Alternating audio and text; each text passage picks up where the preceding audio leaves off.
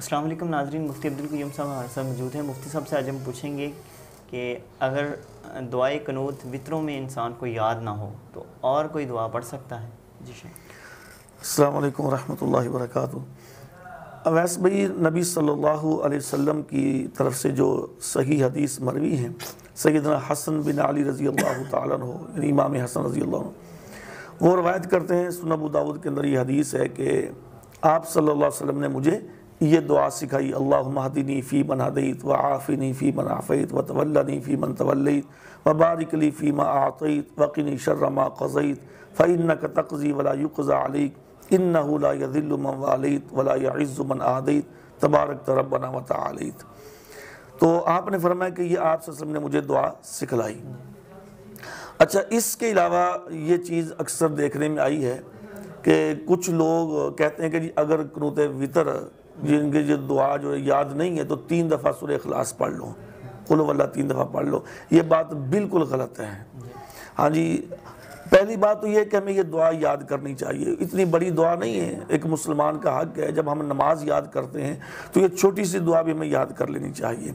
اگر ہمیں یہ دعا یاد نہیں ہے تو اس کی جگہ پہ ہم سورہ اخلاص پڑھیں، یہ بالکل اسلام کے خلاف ہے، یہ شریعت کے خلاف ہے، چونکہ یہ ایک نئی چیز ہم نے اسلام کے اندر پیدا کر دی کہ جس کو ہم بدعت کہیں گے، اور بدعت اسلام کے اندر جائز نہیں ہے۔ تو باہر کا اچھا، اگر کسی آدمی کو دعائے قنوت وطر جو ہے وہ یاد نہیں تو وہ کیا کرے؟ وہ نہ پڑھے۔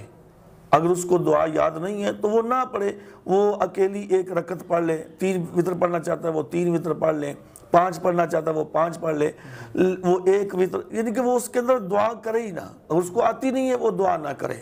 بلکہ کچھ محدثین کا یہ بھی موقف ہے کہ اگر دعا نہ بھی کی جائے تو وطر ہو جاتا ہے، چونکہ وطر ہو جائے گا۔ یہ دعا ایک اضافی نبی صلی اللہ علیہ وسلم نے یہ سکھائی ہے۔ تو بہرکیف کوشش یہ کہ دعا یاد کرنی چاہیے۔ اگر دعا یاد نہیں ہوتی تو اس کے ساتھ اس کے متبادل سورہ اخلاص کا 3 دفعہ پڑھنا یہ ثابت نہیں ہے۔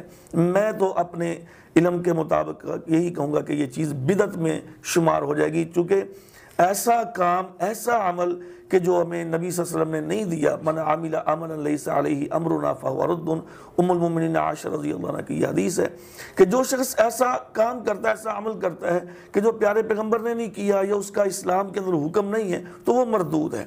تو اس لیے چونکہ یہ نیا کام ہے، اس کی اجازت اسلام نے نہیں دی یا پیارے پیغمبر صلی اللہ علیہ وسلم نے یہ حکم نہیں دیا کہ جس کو دعا یاد نہیں وہ یہ کام کر لے، تو لہٰذا یہ نہیں پڑھنی چاہیے۔ سورہ اخلاص 3 دفعہ دعا یاد کرنی چاہیے۔ اگر دعا یاد نہیں ہے تو بغیر دعا کے ہی وطر پڑھ لیں، انشاءاللہ وہ وطر ہو جائے گا۔